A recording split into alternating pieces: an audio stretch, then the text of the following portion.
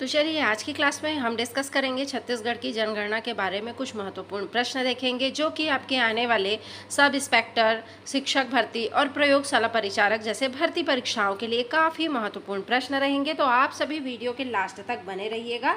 चलिए देखते हैं देरी ना करते हुए आज का पहला क्वेश्चन। आज का पहला क्वेश्चन है आपका, छत्तीसगढ़ पंचायती राज अधिनियम 1993 किस तिथि को लागू और प्रभावी किया गया था? तो किस तिथि को लागू और प्रभावी किया गया था भाई? आपका छत्तीसगढ़ पंचायती राज जो अधिनियम है 1993, तो ये आपके 24 जनवरी 1994 को, कब? 24 जनवरी 1994 को जो है लागू किया गया था आपका, जो कि है, ठीक है। तो करेक्ट आंसर हो जाएगा आपका ऑप्शन नंबर बी। चलिए डिटेल्स देख लेते हैं और सारे ही प्रश्न डिटेल्स के साथ हैं भाई। छत्तीसगढ़ पंचायती राज जो आपका अधिनियम है 1993, इसको 24 जनवरी 1994 को राजपत्र में प्रकाशित कर राज्य में क्या किया गया था? लागू व प्रभावी किया गया था, ठीक है, नोट कर लीजिएगा। नेक्स्ट क्वेश्चन है आपका, छत्तीसगढ़ में पंचायती राज संस्थाओं में महिलाओं के लिए कुल स्थानों या पदों का कितना प्रतिशत आरक्षण निर्धारित किया गया है? ये कूट आधारित प्रश्न आपसे पूछे जा सकते हैं, ठीक है। तो बताइए कितना प्रतिशत आरक्षण निर्धारित किया गया है भाई आपके महिलाओं के लिए? बताइए कितना प्रतिशत? तो आपका 50%। कितना प्रतिशत? 50। तो आपका करेक्ट आंसर हो जाएगा ऑप्शन नंबर ए। चलिए डिटेल, छत्तीसगढ़ पंचायती राज व्यवस्था में महिलाओं के लिए कितने सीटें? 50% सीटें जो हैं आरक्षित हैं। किनके लिए? महिलाओं के लिए, ठीक है। चलिए नेक्स्ट क्वेश्चन देख लेते हैं जी। संविधान के अनुच्छेद 243D के अंतर्गत पंचायती राज संस्थाओं में महिलाओं के लिए कितने प्रतिशत स्थानों का आरक्षण अनिवार्य किया गया है?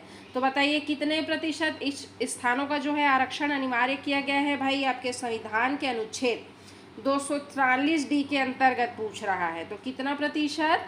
तो आपके कम से कम 33 या 1/3%, ठीक है। तो आपका करेक्ट आंसर हो जाएगा ऑप्शन नंबर ए। चलिए अनुच्छेद 243D के अनुसार पंचायतों में सभी स्तरों पर महिलाओं के लिए कम से कम कितना? 33%, यानी कि 1/3 सीटें आरक्षित होनी चाहिए, ठीक है, नोट कर लीजिएगा भाई, बहुत ही इंपॉर्टेंट क्वेश्चन है। नेक्स्ट क्वेश्चन, जिला पंचायत का मुख्य प्रशासनिक अधिकारी कौन होता है? कौन होता है भाई जिला पंचायत का मुख्य प्रशासनिक अधिकारी? कौन होते हैं? तो आपके मुख्य कार्यपालन अधिकारी यानी कि सीओ जो होते हैं आपके जिला पंचायत के मुख्य प्रशासनिक अधिकारी होते हैं। तो आपका करेक्ट आंसर हो जाएगा ऑप्शन नंबर डी। चलिए डिटेल, जिला पंचायत का मुख्य प्रशासनिक अधिकारी कौन होते हैं? आपके सीओ, जो सामान्यतः राज्य प्रशासनिक सेवा या IAS स्तर के क्या होते हैं? आपके अधिकारी होते हैं, ठीक है। चलिए नेक्स्ट क्वेश्चन देख लेते हैं जी। ग्राम पंचायत स्तर पर प्रशासनिक कार्यों और निर्णयों को निष्पादित करने के लिए राज्य सरकार द्वारा नियुक्त मुख्य अधिकारी कौन होते हैं? बताइए ग्राम स्तर पर जो आपके प्रशासनिक कार्यों और निर्णयों को निष्पादित करने के लिए जो आपके राज्य सरकार द्वारा नियुक्त अधिकारी होते हैं वो कौन होते हैं भाई? तो आपके पंचायत सचिव होते हैं। कौन होते हैं? पंचायत सचिव होते हैं, जो कि राज्य सरकार द्वारा नियुक्त मुख्य अधिकारी होते हैं। तो आपका करेक्ट आंसर हो जाएगा ऑप्शन नंबर डी। चलिए पंचायत सचिव या ग्राम सचिव, ठीक है, राज्य सरकार द्वारा नियुक्त क्या होते हैं? एक अधिकारी होते हैं, याद रखिएगा, ठीक है। पंचायत सचिव, ग्राम सचिव जो है राज्य सरकार द्वारा नियुक्त अधिकारी होते हैं जो प्रशासनिक और लिपि कार्य करते हैं। चलिए नेक्स्ट क्वेश्चन, छत्तीसगढ़ राज्य के मंत्रिमंडल के कार्यों को कौन संपन्न कराता है? कौन संपन्न कराता है भाई? कौन कराते हैं? तो आपके सचिवालय और निदेशालय दोनों ही, ठीक है। छत्तीसगढ़ राज्य के जो मंत्रिमंडल के कार्य हैं उनको आपके सचिवालय एवं निदेशालय जो दोनों ही हैं संपन्न कराते हैं। तो आपका करेक्ट आंसर हो जाएगा ऑप्शन नंबर सी। चलिए नेक्स्ट क्वेश्चन, ग्राम सभा की बैठक के लिए गढ़पूर्ति क्या है जी? क्या है ग्राम सभा की बैठक के लिए गढ़पूर्ति? तो इसकी गढ़पूर्ति है कुल सदस्यों का 10वां हिस्सा। कितना? ग्राम सभा की बैठकों के लिए जो गढ़पूर्ति है वो कुल सदस्यों का 10वां हिस्सा है। तो आपका करेक्ट आंसर हो जाएगा ऑप्शन नंबर सी। चलिए देख लेते हैं, ग्राम सभा की बैठक को वैध बनाने के लिए कुल पंजीकृत मतदाताओं या सदस्यों का कम से कम 10% क्या होना, उपस्थित होना आपका आवश्यक है। ठीक है, चलिए नेक्स्ट क्वेश्चन। छत्तीसगढ़ में पंचायती राज व्यवस्था की निम्नलिखित में से कौन सी बुनियादी इकाई है? कौन है भाई? छत्तीसगढ़ में पंचायती राज व्यवस्था की बुनियादी इकाई जिला पंचायत है क्या, जनपद है, ग्राम पंचायत है या ग्राम सभा है? बुनियादी इकाई कौन है भाई पंचायती राज व्यवस्था की? तो आपका जो ग्राम सभा है, ठीक है, यही जो है पंचायती राज व्यवस्था की क्या है, बुनियादी इकाई है आपका। तो करेक्ट आंसर हो जाएगा आपका ऑप्शन नंबर डी। चलिए, छत्तीसगढ़ में पंचायती राज व्यवस्था की बुनियादी और सबसे निचली इकाई, ठीक है, बुनियादी और सबसे निचली इकाई क्या है आपका, ग्राम पंचायत है। ग्राम स्तर पर स्थानीय स्वशासन और विकास के कार्यों के लिए यह क्या है, सबसे प्रारंभिक स्तर है। नोट कर लीजिएगा भाई। नेक्स्ट क्वेश्चन है, राज्य विधानसभा के सदन की बैठक के लिए क्या गणपूर्ति है भाई? अब आपके राज्य विधानसभा के सदन के बैठक के लिए क्या गणपूर्ति है? 30 सदस्य अथवा कुल सदस्य का 10वां भाग जो कम हो। ठीक है, दूसरा है सदन की कुल सदस्य संख्या की आधी, और तीसरा है, दूसरा था, अब ये तीसरा है, सदन की कुल सदस्य संख्या का 10वां भाग। चौथा है 10 सदस्य अथवा सदन की कुल सदस्य संख्या का 10वां भाग जो भी अधिक हो आपका। बताइए, राज्य विधानसभा के जो आपका सदन की बैठक की गणपूर्ति क्या है? तो आपका ये है ऑप्शन नंबर डी, 10 सदस्य अथवा सदन की कुल संख्या का 10वां भाग, ठीक है, जो भी अधिक हो। चलिए नेक्स्ट क्वेश्चन, नगर पालिका परिषद की प्रथम सम्मेलन की अध्यक्षता कौन करता है? कौन करेगा भाई नगर पालिका परिषद की सम्मेलन की अध्यक्षता? बताइए कौन करते हैं? तो आपके कलेक्टर द्वारा नियुक्त अधिकारी करते हैं। कौन करते हैं? कलेक्टर द्वारा नियुक्त अधिकारी। तो आपका करेक्ट आंसर हो जाएगा ऑप्शन नंबर सी। अगर आपको मेरा वीडियो अच्छा लग रहा हो तो ज़्यादा से ज़्यादा लाइक शेयर सब्सक्राइब जरूर से करें। ग्राम सभा की बैठक में गणपूर्ति के लिए कौन उत्तरदायी नहीं है? कौन उत्तरदायी नहीं है भाई? पंच नहीं है, सरपंच, उप सरपंच और पंच और सरपंच। बताइए, ग्राम सभा की बैठकों के गणपूर्ति के लिए उत्तरदायी नहीं है बोल रहा है, कौन नहीं है भाई? तो आपके उप सरपंच नहीं है। ठीक है, तो करेक्ट आंसर हो जाएगा आपका ऑप्शन नंबर सी। चलिए देख लेते हैं डिटेल्स। ग्राम सभा की बैठकों में गणपूर्ति यानी कि कोरम सुनिश्चित करने के लिए उप सरपंच उत्तरदायी नहीं होता है आपका। ठीक है, गणपूर्ति की जिम्मेदारी मुख्य रूप से संबंधित पंचायत के सरपंच और पंचों पर होती है। चलिए नेक्स्ट क्वेश्चन देखते हैं भाई। नेक्स्ट क्वेश्चन है आपका, पंचायती राज समिति के संदर्भ में कौन सम्मिलित है आपको बताना है। पहला है अशोक मेहता, दूसरा है बलवंत राय मेहता समिति, तीसरा है जुबिन मेहता या चौथा है प्रताप सिंह। कौन सम्मिलित है भाई पंचायती राज समिति के संबंध में? तो ये आपके अशोक मेहता और बलवंत राय मेहता समिति। ठीक है, 1 और 2 कहाँ है आपके? ऑप्शन नंबर बी में है। ठीक है, तो करेक्ट आंसर हो जाएगा आपका ऑप्शन नंबर बी। चलिए डिटेल्स देख लेते हैं। नेक्स्ट, मेयर इन काउंसलिंग के सदस्यों की संख्या कितनी होती है भाई? इंपॉर्टेंट क्वेश्चन है, सभी ही बताइए कितनी होती है भाई मेयर इन काउंसिलिंग के सदस्यों की संख्या? तो आपके महापौर एवं निर्वाचित सदस्यों का 20%। कितना? महापौर एवं निर्वाचित पार्षदों का 20% जो है संख्या होती है आपके मेयर इन काउंसिलिंग के। ठीक है, सदस्यों की जो संख्या होती है। चलिए डिटेल्स देख लेते हैं। मेयर इन काउंसिलिंग में सदस्यों की संख्या नगर निगम के कुल वार्डों की संख्या पर क्या करती है? निर्भर करती है। जैसे कि देख लेते हैं आपका उदाहरण, छत्तीसगढ़ में नगर पालिका निगम के कुल वार्डों की संख्या का प्रतिशत जो है आपका 20 है। तो मेयर इन काउंसिलिंग के लिए सदस्यों की संख्या होती है। नोट कर लीजिएगा या स्क्रीनशॉट ले लीजिएगा। ठीक है, नेक्स्ट क्वेश्चन, ग्राम सभा के किस बैठक में ग्राम पंचायत का बजट पारित किया जाता है भाई? बताइए, ग्राम सभा के किस बैठक में ग्राम पंचायत का बजट? तो आपके साधारण बैठक में जो है ग्राम पंचायत का बजट पारित किया जाता है। तो आपका करेक्ट आंसर हो जाएगा ऑप्शन नंबर ए। चलिए नेक्स्ट क्वेश्चन देखते हैं। छत्तीसगढ़ में पुलिस का सर्वोच्च अधिकारी पुलिस महानिदेशक किसके अधीन होते हैं भाई?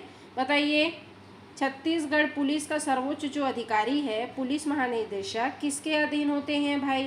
किसके? तो आपके गृह सचिव के अधीन होते हैं। किसके? गृह सचिव के। तो आपका करेक्ट आंसर हो जाएगा ऑप्शन नंबर ए। चलिए अब डिटेल्स देख लेते हैं इसका। छत्तीसगढ़ पुलिस का सर्वोच्च अधिकारी पुलिस महानिदेशक, जिसको डीजीपी बोला जाता है, यह राज्य के गृह विभाग और छत्तीसगढ़ सरकार के क्या करता है? अधीन कार्य करता है।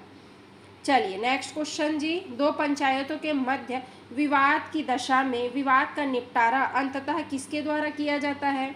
जैसे कि दो पंचायतों के मध्य विवाद की दशा हो गई, तो विवाद का निपटारा अंततः किनके द्वारा किया जाएगा? किनके द्वारा किया जाएगा? तो राज्य शासन द्वारा किया जाएगा। ठीक है, तो आपका करेक्ट आंसर हो जाएगा ऑप्शन नंबर डी। याद रखिएगा, ठीक है, दो पंचायतों के मध्य जो विवाद की दशा होती है उसका निपटारा राज्य शासन द्वारा किया जाता है। चलिए नेक्स्ट क्वेश्चन। नगर पालिका परिषद के एक पार्षद को कौन हटा सकता है? तो नगर पालिका परिषद के एक पार्षद को आपके कलेक्टर हटा सकते हैं। कौन हटा सकते हैं? कलेक्टर हटा सकते हैं। तो आपका करेक्ट आंसर हो जाएगा ऑप्शन नंबर बी। चलिए जी नेक्स्ट क्वेश्चन देखते हैं। किसी ग्राम पंचायत के अध्यक्ष सरपंच के विरुद्ध अविश्वास प्रस्ताव लाने के लिए पंचायत के निर्वाचित सदस्यों के कितने बहुमत की आवश्यकता होती है? ठीक है, बताइए। किसी ग्राम पंचायत के अध्यक्ष हैं और उनको सरपंच के विरुद्ध अविश्वास प्रस्ताव लाने के लिए पंचायत के जो निर्वाचित सदस्य के कितने बहुमत की आवश्यकता होती है? बताइए, बताइए कितने बहुमत की आवश्यकता होती है जी? तो आपके 2/3, कितने? 2/3 सदस्यों का बहुमत होना आवश्यक है। तो अभी आपका अविश्वास प्रस्ताव। चलिए देखते हैं नेक्स्ट क्वेश्चन, देख लेते हैं इसका डिटेल्स। अधिकांश राज्यों के पंचायती राज अधिनियमों के अनुसार सरपंच या उप सरपंच के खिलाफ अविश्वास प्रस्ताव पारित करने के लिए उपस्थित और मतदान करने वाले सदस्यों के कम से कम 2/3 बहुमत की क्या होती है? आवश्यकता होती है आपका। चलिए जी नेक्स्ट क्वेश्चन। निम्नलिखित में से कौन सी स्थायी समिति सामान्यतः पंचायत समिति के अंतर्गत गठित नहीं की जा सकती है? बताइए कौन सी समिति है भाई जो स्थायी समिति में सामान्यतः पंचायत समिति के अंतर्गत गठित नहीं की जा सकती है? कौन सी समिति है? तो आपके देखिए विदेशी मामलों की समिति। तो आपका करेक्ट आंसर हो जाएगा ऑप्शन नंबर सी। चलिए, विदेशी मामलों का निर्णय केंद्र सरकार द्वारा लिया जाता है, इसका पंचायत से कोई संबंध नहीं है। ठीक है, नेक्स्ट क्वेश्चन। त्रिस्तरीय पंचायती राज प्रणाली के अंतर्गत सबसे निचले स्तर पर कौन सी संस्था कार्य करती है भाई? बताइए कौन सी संस्था कार्य करती है सबसे निचले स्तर पर? तो आपका जो ग्राम पंचायत है, ठीक है, अभी हम ऊपर में डिस्कस भी किए हुए हैं। त्रिस्तरीय जो आपकी पंचायती राज प्रणाली है, इसके अंतर्गत जो कि सबसे निचले स्तर पर जो संस्था कार्य करती है वो करती है आपका कौन? ग्राम पंचायत। ठीक है, तो आपका करेक्ट आंसर हो जाएगा ऑप्शन नंबर बी। चलिए देख लेते हैं। पंचायत त्रिस्तरीय व्यवस्था का क्या है? सबसे निचला और आधार स्तर है, जो कार्यकारी निकायों के रूप में क्या करता है जी? कार्य करता है आपका। नेक्स्ट और इम्पोर्टेंट क्वेश्चन। पंचायती राज संस्थाओं को कर यानी कि टैक्स, शुल्क और चुंगी लाने का अधिकार कौन प्रदान करता है? बताइए कौन प्रदान करता है? तो आपके राज्य विधानमंडल जो है प्रदान करते हैं। ठीक है, शुल्क या चुंगी लाने का अधिकार। तो आपका करेक्ट आंसर हो जाएगा ऑप्शन नंबर सी। देखते हैं डिटेल। संविधान के अनुच्छेद 243H के अनुसार राज्य विधानमंडल कानून बनाकर पंचायतों को कुछ निश्चित शुल्क या पथ कर लगाने, वसूलने और विनियोजित करने का अधिकार दे सकते हैं। चलिए जी नेक्स्ट क्वेश्चन। छत्तीसगढ़ राज्य में ग्राम सभा की एक वर्ष में न्यूनतम कितनी बैठकें अनिवार्य हैं? एग्जाम का फेवरेट क्वेश्चन है। छत्तीसगढ़ राज्य में जो आपका ग्राम सभा है, इसमें एक वर्ष में न्यूनतम कितनी बैठकें अनिवार्य हैं जी? तो इसमें एक वर्ष में 6 बैठकें। ठीक है, ग्राम सभा की एक वर्ष में 6 बैठकें अनिवार्य हैं। तो आपका करेक्ट आंसर हो जाएगा ऑप्शन नंबर ए। चलिए, छत्तीसगढ़ में पहले ग्राम सभा की बैठकें 4 अनिवार्य थी, जिसे बढ़ाकर अब क्या कर दिया गया है? 6 कर दिया गया है। ठीक है, नेक्स्ट क्वेश्चन जी, ग्राम पंचायत की बैठकों के लिए गणपूर्ति हेतु कुल सदस्यों की कितनी उपस्थिति अनिवार्य है? बताइए, ग्राम पंचायत की बैठकों के गणपूर्ति हेतु कुल सदस्यों की उपस्थिति कितनी अनिवार्य है? तो आपके कुल सदस्यों का आधा, कितना? कुल सदस्यों का आधा अनिवार्य है। ठीक है, तो आपका करेक्ट आंसर हो जाएगा ऑप्शन नंबर सी।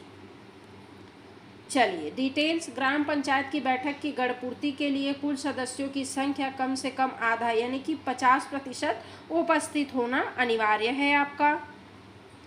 चलिए जी, नेक्स्ट, जनपद पंचायत में अधिकतम कितनी स्थायी समितियां गठित की जा सकती हैं? किसमें?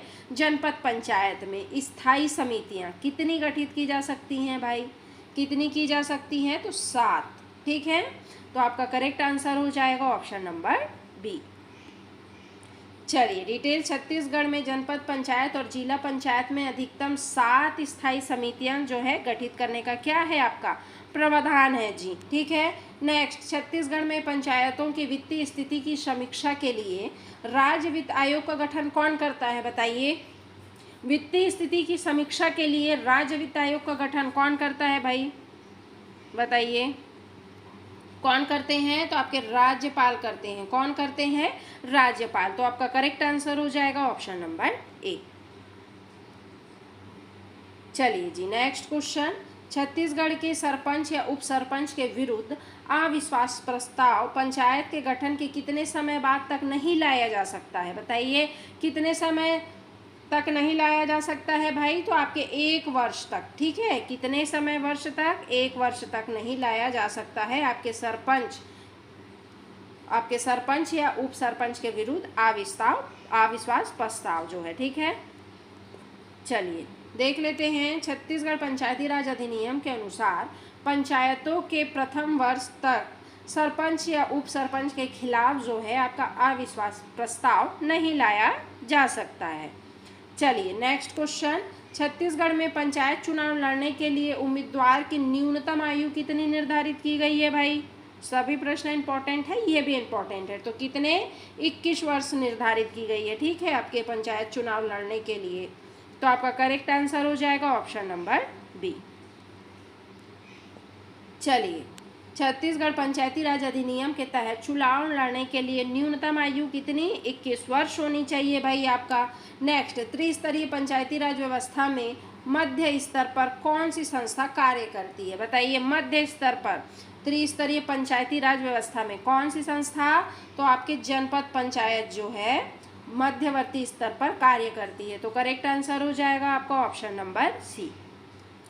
चलिए जी, नेक्स्ट क्वेश्चन देखते हैं, जब कोई जनपद सदस्य उस जनपद को छोड़कर दूसरे जनपद में रहना शुरू कर देगा तो क्या होगा जी? क्या होगा?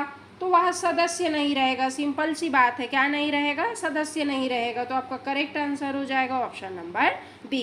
कल की क्लास नेक्स्ट आपको कौन सी पढ़नी है आप सभी कमेंट बॉक्स में कमेंट करके बताइए।